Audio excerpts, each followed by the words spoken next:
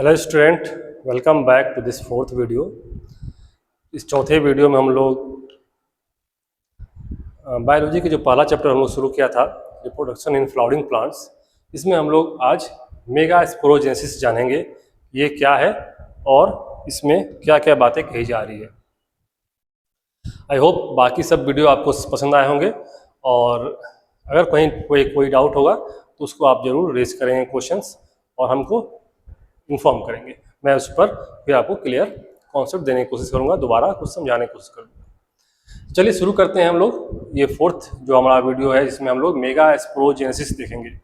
इस mega sporogenesis में हम लोग क्या देखते हैं कि the process of formation of mega spore बनने की प्रक्रिया मेगा स्पोरोजेनेसिस कहलाती है।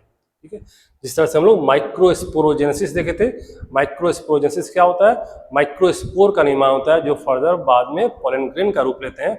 उसी तरह से मेगा स्पोर बनने की प्रक्रिया जो है वो मेगा स्पोरोजेनेसिस कहलाती है। ठीक है, एट अर्ली स्टेज मतलब कि शुरुआत के दौर में, शुरुआती समय में ओव्यूल जो है वो एक टाइनी प्रोट्रूबरेंस के रूप में प्रकट होता है प्लेसेंटा से, और इसमें एक सेल्स होते हैं। In this early stage the ovule contain a diploid, एक सेल होते हैं। इस सेल को हम मेगा स्पोर मदर सेल बोलते हैं, एमएमसी। पीएमसी हम लोग देखे थे, पोटेंशियल पोलन सेल या potential pollen microspore mother cell.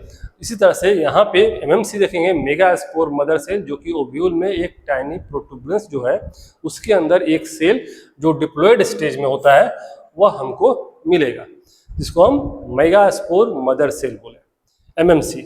इस मेगा स्पोर मदर सेल का प्लॉइडी कंडीशन डिप्लॉइड हुआ और यह मियोसिस करने जाएगा। ये मियोसिस करेगा और मियोसिस के उपरांत ये 4 सेल का निर्माण करेगा, 4 हैप्लॉइड सेल का निर्माण करेगा जो लीनियर फैशन में होंगे, है ना। ये लीनियर फैशन में सेल को बनाएगा, लीनियरली बनाएगा, और इस चारों सेल को हम मेगा स्पोर बोलते हैं।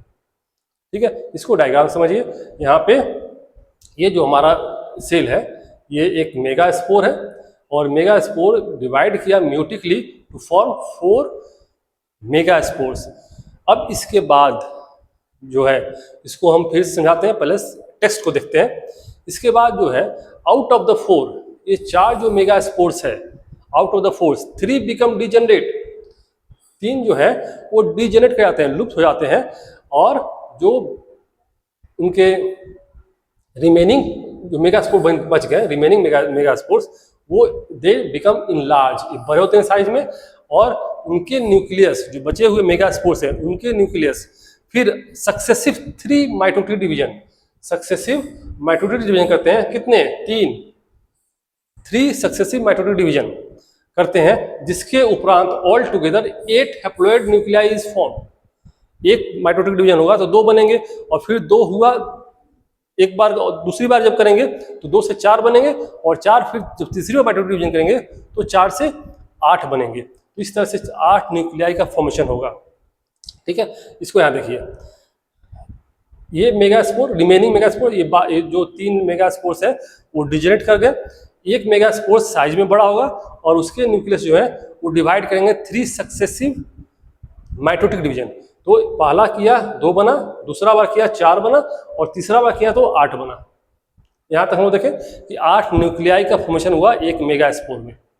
ठीक है, उसके बाद देखते हैं अब क्या है कि megaspores enlarges into an oval shaped structure. जो रिमेनिंग मेगास्पोर्स है जो अपने साइज में बड़ा हुआ उसको हम एम्ब्रायोसैक बोलते हैं, उसको एम्ब्रायोसैक, या इसको फीमेल गैमेटोफाइट बोलते हैं। हिंदी में एम्ब्रायोसैक को भ्रूण कोष या मादा युग्मकोद्भिद ये इसका निर्माण करता है, या उसको हम बोलते हैं बाद में जब इसका साइज बड़ा हो जाता है तो हम इसको क्या बोलने लगते हैं? एम्ब्रायोसैक या फीमेल गैमेटोफाइट। अब एक चीज यहाँ पे देखिए कि अगर किसी एम्ब्रायो का डेवलपमेंट सिंगल मेगा स्पोर से हो रहा है, अगर किसी एम्ब्रायो का डेवलपमेंट, एम्ब्रायोसैक का डेवलपमेंट सिंगल मेगा स्पोर से हो रहा है, तो ऐसे डेवलपमेंट को हम मोनोस्पोरिक डेवलपमेंट या एक बीजाणुज विकास कहते हैं। ठीक है, next, out of the 8 nuclei, जो 8 न्यूक्लियाई बना, जो एक मेगास्पोर में 8 न्यूक्लियाई बना, out of the 8 nuclei 3 migrates towards the micropylar and, 3 micropylar and की तरफ, 3 चलाजल एंड की तरफ और 2 सेंटर में रह जाते हैं। इसको देखिए फिर डायग्राम से, जो 8 बना, 8 में से 3 चलाजल एंड की तरफ, 3 माइक्रोपाइलर एंड की तरफ और 2 रिमेन इन द सेंटर। ठीक है, तो इस तरह से ये इसका निर्माण हुआ और माइग्रेशन हुआ। उसके बाद the 3 nuclei at the micropylar and, जो नीचे में जो माइक्रोपाइलर एंड की तरफ यहाँ पे ये है 3, वो उसकी बात कर रही है। The 3 nuclei at the micropylar end and the 3 at the chalazal end, ये और ये develop plasma membrane and cell wall around each other, मतलब अपने चारों तरफ ये प्लाज्मा मेम्ब्रेन और सेल वॉल का निर्माण करके एक सेल का रूप ले लेते हैं।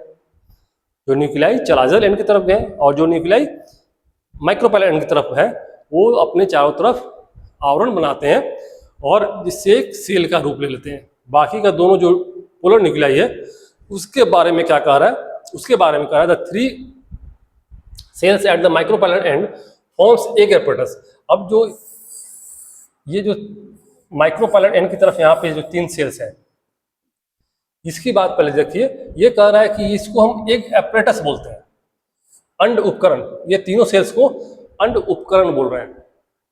विच कंप्राइजेस एक सेल, इसमें ये एक सेल है और बाकी का दोनों जो है वो सिनर्गिड्स है ये।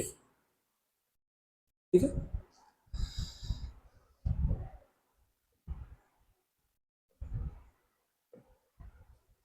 नेक्स्ट क्या है, the 3 cells at the chalazal end of the embryo sac form the antipodal cells. जो ऊपर के 3 जो थे सेल थे, ये ऊपर के 3 जो थे, ये नीचे के 3 को एक एपरेटस बोल रहे हैं, ऊपर के 3 को हम एंटीपोडल सेल बोलते हैं। ठीक है, नेक्स्ट क्या है, the remaining 2 nuclei in the centre, जो बीच के 2 न्यूक्लियाई सेंटर में थे वो आपस में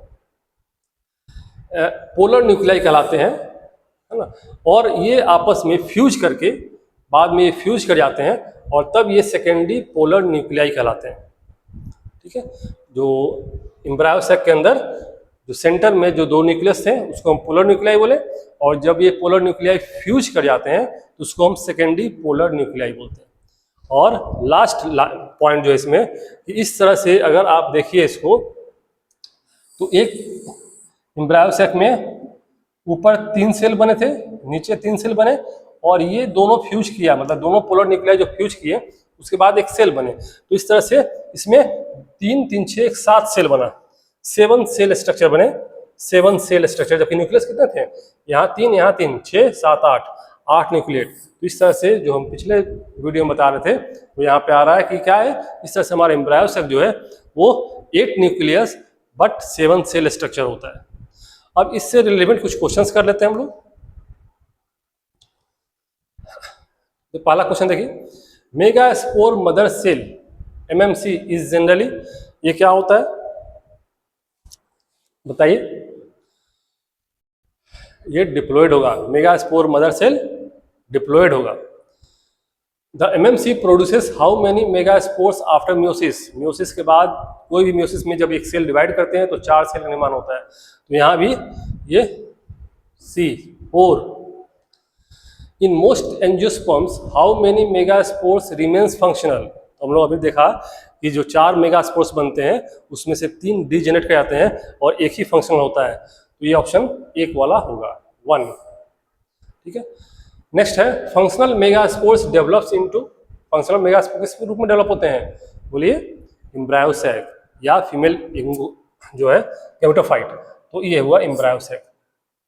ठीक है, next the functional megaspore undergoes how many successive mitotic division to form a typical embryo sac. Functional megaspore undergoes how many successive mitotic, उसके न्यूक्लियस कितने बार डिवाइड करते हैं, वो है 3 बार, 3 सक्सेसिव डिवीजन करके तब वो टिपिकल एम्ब्रायो सैक का निर्माण करता है। नेक्स्ट है a typical angiosperm embryo sac is, तो अभी हम लोगों ने देखा जस्ट अभी 8 7 cell 8 nucleus, 7 cell 8 nucleus, B. ठीक है, which sequence is correct, sequence पूछ रहा है कौन सा करेक्ट है, तो MMC, meiosis, megaspore, functional megaspore, yes पहला ही ऑप्शन सही है, बाकी ऑप्शन आप गलत है, देख लीजिएगा। If the MMC has 24 chromosomes, each megaspores will have, MMC में मेगास्पोर मदर सेल में 24 है, तो उससे बाद जो मेगास्पोर बनेंगे उसमें हैप्लॉइड क्रोमोसोम्स होंगे, और हैप्लॉइड मतलब आधा हो जाएंगे, आधा किसके, 24 के, तो 12 होगा आंसर इसमें, ये होगा। 9 नंबर देखिए, in the typical mega monosporic embryo sac development, the embryo sacs develops from a typical monosporic, all 4 to 1, है ना, एक से डेवलप होता है generally. Which statement is true, कौन सा स्टेटमेंट सही है, मेगा स्पोर्स आर डिप्लॉयड, गलत है, हैप्लॉइड होते हैं, एमएमसीज हैप्लॉइड, डिप्लॉयड होता है, गलत है, mega sporogenesis involves meiosis, mega sporogenesis involves meiosis, ये सही है, ऑल 4 नहीं, ये गलत है, ये सही हो गया, मेगा स्पोरोजेनेसिस इन्वॉल्व्स मियोसिस, है ना। तो इस तरह से हम लोगों ने इस वीडियो को भी कवर कर लिया, इसमें हम लोग मेगा स्पोरोजेनेसिस को देखें। अब हम लोग इसके बाद के टॉपिक को अगले वीडियो में मिलते हैं, तब तक के लिए धन्यवाद, have a nice day, thank you.